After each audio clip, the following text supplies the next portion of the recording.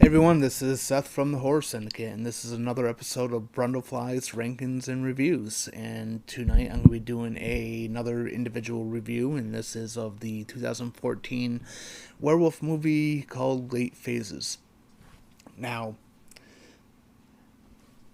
this is not just a good werewolf movie, this is a werewolf movie that cracked my top 5 in my top 25 werewolf movie article that I written for thehorrorsyndicate.com. It's that good. I like it very, very much. Now, this movie, when it was released on DVD, it does have the subtitle Night of the Lone Wolf. I don't know if it was because after they made the movie, they thought that they were going to do some sequels, which they have yet to do. But the movie itself is just called Late Phases in the opening credits. But anyway, this movie follows a blind Vietnam War vet named Ambrose McKinley, played by Nick D'Amici, who also starred in Stakeland.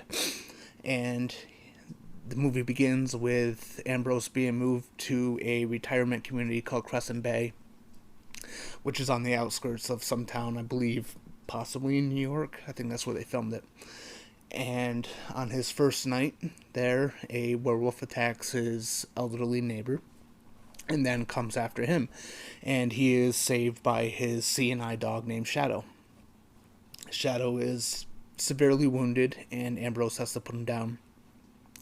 And Ambrose, he is very much, he uses his senses, especially the sense of smell, and he doesn't believe that this is just some random bear attack or whatever. He knows that it is some sort of big dog, and he begins to put the pieces together when he's told that this type of thing has happened once a month, and it just happens to be around the full moon. And so he begins to concoct a plan to get revenge. And that's what basically this movie is about, is this old blind war vet who is looking to take on a werewolf out of revenge for killing his dog. I do have to say, much like how Stakeland coincidentally came out the same year as the television adaptation of Robert Kirkman's The Walking Dead, Late Phases coincidentally also came out the same year as John Wick. But if you know how movies are made, you know it's not a case where these guys were influenced by these movies and just decided to do their own rip-offs of them. They were developed around the same time. So, what I have to say about Late Phases is that, one, I love Nick D'Amici as Ambrose. Nick is not the age of the character he's playing here, but he plays the character very, very convincingly. The makeup on him is not bad at all. He does look like he is someone who is an elderly man. He kind of reminds me a little bit of Charles Bronson. And this is just the concept alone in this movie is just, to me, it's incredible. Now, this movie does get a little slow in the middle, as nothing major really happens since the first werewolf attack until the third act, when Ambrose has to take on multiple werewolves. But it's just kind of cool seeing Ambrose kind of prepare for how he's going to take out the werewolves, how he's memorizing his steps to get to certain things. He's also trying to figure out who is the werewolf. This has a great supporting cast. Ethan Embry plays Ambrose's son, Will. The two have sort of a kind of a rocky relationship. Ambrose is so hard-edged that he doesn't really show his emotions towards his son as much. And there's a little bit where, Will reminds Ambrose of his deceased wife. And then there's Tom Noonan, who was in, He played the Frankenstein monster in Monster Squad. He was Kane in RoboCop 2.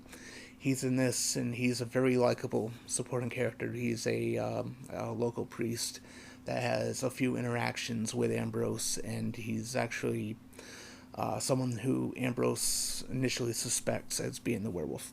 And then there's also Lance Guest, who was in Halloween 2 as Jimmy, who was the young paramedic who stalked Laurie Strode through the hospital in Halloween 2. And he also played, I forget, was it Michael Brody? It was one of the Brody kids in Jaws, The Revenge, the fourth Jaws movie.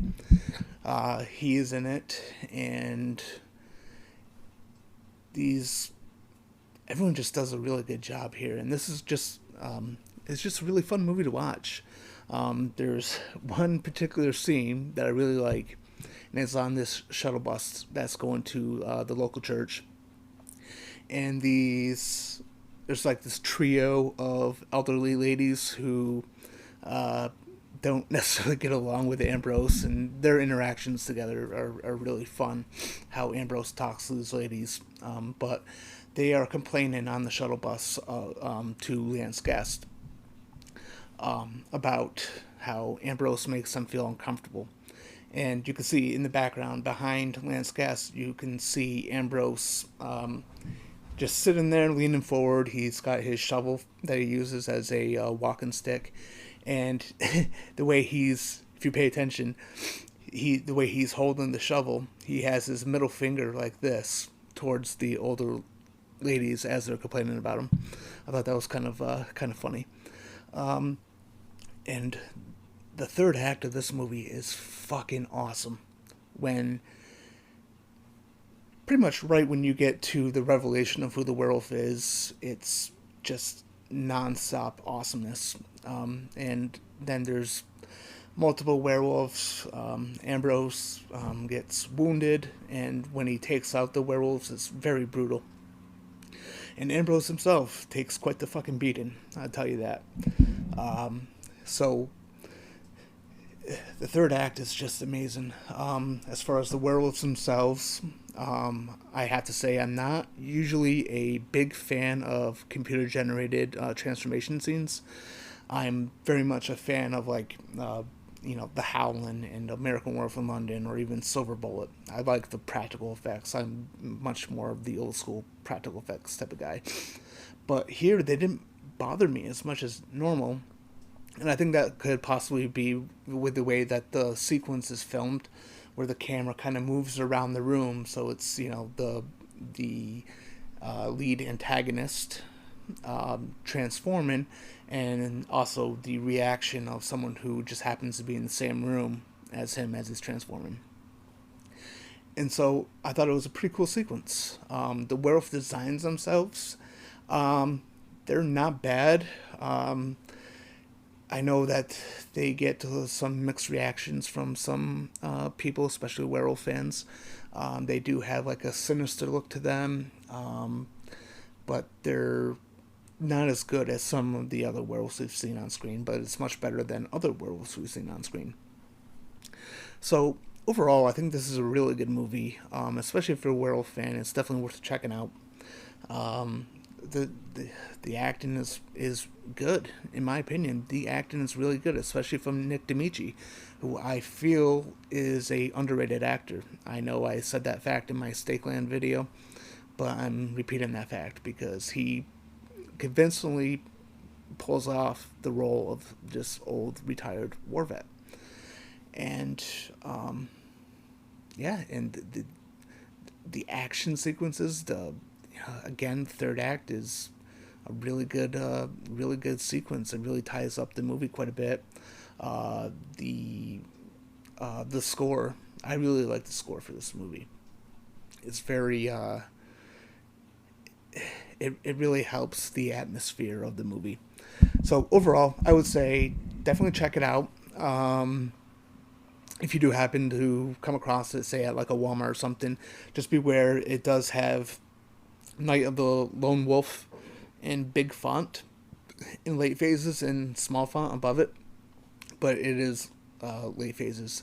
It's worth checking out for sure. And so I highly recommend it. And if you like this video, give the thumbs up button, leave a comment. Let us know how you feel about this movie. Do you like it? Do you dislike it? Are you indifferent to it? Do you love it? And how does it rank among werewolf movies? So do that. And if you... Oh, and subscribe to our channel. I don't know if I mentioned that. And if you don't like this video, hit the thumbs down button and leave a negative Nancy comment in the comment section below, and we'll just ignore you. So anyway, my name is Seth, also known as BrundleFly. No one calls me that, by the way. I just call myself that, I guess, because I'm not that cool. And have a good night. Until next time, see you later, fuckers.